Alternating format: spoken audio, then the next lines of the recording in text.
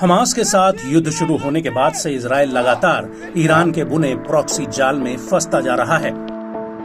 Middle east में Israel को घेरने के लिए सभी मुस्लिम देश उतारू हैं। लेबनान के हिजबुल्लाह से लेकर यमन के हूती विद्रोहियों तक ईरान के समर्थन से इजराइल पर हमले कर रहे हैं। वहीं अब नेटो देश तुर्की ने भी इजराइल को आंख दिखाना शुरू कर दिया है। वैसे तो तुर्की के हमेशा से ही सुर अलग रहे हैं। एक बार फिर तुर्की ने इजराइल के खिलाफ अपनी भौहें टेढ़ी कर ली हैं। एर्दोगान इजराइल के गाजा में सैन्य अभियान के शुरू से ही कट्टर विरोधी रहे हैं। तुर्की के राष्ट्रपति ने इजराइल के खिलाफ अपनी बयानबाजी तेज कर दी है। उन्होंने अपने एक भाषण के दौरान गाजा में जारी युद्ध पर तीखे तेवर दिखाए हैं। तुर्की के राष्ट्रपति ने 28 जुलाई 2024 को इजराइल के खिलाफ सैन्य कार्रवाई तक की धमकी दे डाली है। अपनी पार्टी की मीटिंग में एर्दोगान ने कहा कि तुर्की को बहुत मजबूत बनना होगा ताकि इजराइल फिलिस्तीन के साथ ये सब चीजें न कर सके। Savunma sanayinde bizim ithalat ihracatımız neydi, nereye geldi? Ama sevgili kardeşlerim, bunların hiçbiri bizi aldatmasın.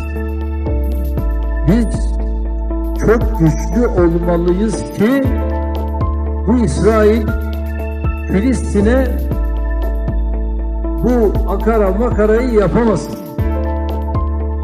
Biz nasıl Karabağ'a girdiysek, nasıl biz Libya'ya girdiysek, bunun benzerini aynen onlara da yaparız. Yapmamak için hiçbir şey yok. Sadece biz güçlü olmalıyız ki bu adımları da ne yapalım? Atalım.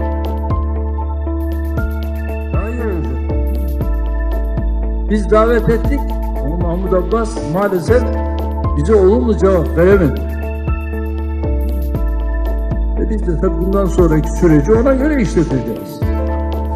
तुर्की के राष्ट्रपति की इस धमकी के बाद Israel के विदेश मंत्री कार्ड्स ने कहा कि एर्दोगान सद्दाम हुसैन की राह पर चल रहे हैं।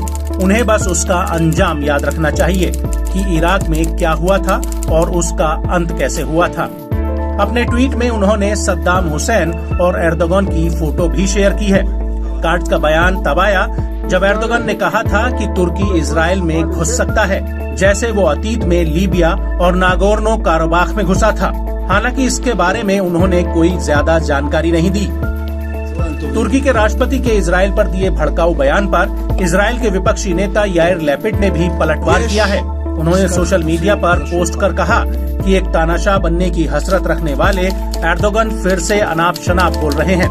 हम उनकी धमकियों से नहीं डरेंगे, वे मिडिल ईस्ट के लिए एक खतरा हैं। राष्ट्रपति एर्दोगान फिर से बड़बड़ा रहे हैं। दुनिया और विशेष रूप से नेटो सदस्यों को इजराइल के खिलाफ उनकी अपमानजनक धमकियों की कड़ी निंदा करनी चाहिए और उन्हें हमास के लिए अपना समर्थन बंद करने के लिए मजबूर करना चाहिए। नीदरलैंड के विपक्ष के नेता ने भी तीखी प्रतिक्रिया दी है। गीर्ट वाइल्डर्स ने कहा कि वे पूरी तरह से पागल हो चुके हैं। अब समय आ गया है कि तुर्की को नेटो से निकाल बाहर किया जाए। एर्दोगान ने फिलहाल ऐसा कोई संकेत नहीं दिया है कि वो इजराइल गाजा युद्ध में किसी भी प्रत्यक्ष सैन्य अभियान पर विचार कर रहे हैं। फिर भी उनकी टिप्पणियां इजराइल के लिए किसी बड़े खतरे से कम नहीं मानी जा सकती। ये पहला मौका नहीं है। इससे पहले भी इजराइल और हमास के बीच चल रहे युद्ध में एर्दोगान ने तुर्की के राजदूत को वापस बुला लिया था, इजराइल के साथ व्यापार निलंबित कर दिया था, साथ ही इजरायली पीएम नेतन्याहू पर नरसंहार करने का आरोप लगाया था। शुरुआती दौर में इजरायली बंदिशों के बाद भी तुर्की ने गाजा को मानवीय सहायता भेजी थी। बता दें कि गाजा युद्ध से पहले तुर्की और इजराइल एक दशक के तनाव के बाद वापस अपने संबंधों को ठीक करने में जुटे थे। बहरहाल ये देखना काफी अहम रहेगा कि तुर्की के राष्ट्रपति की हालिया टिप्पणियों का इजराइल हमास युद्ध पर कितना असर पड़ता है और इजराइल इस पर कैसा रुख अपनाता है।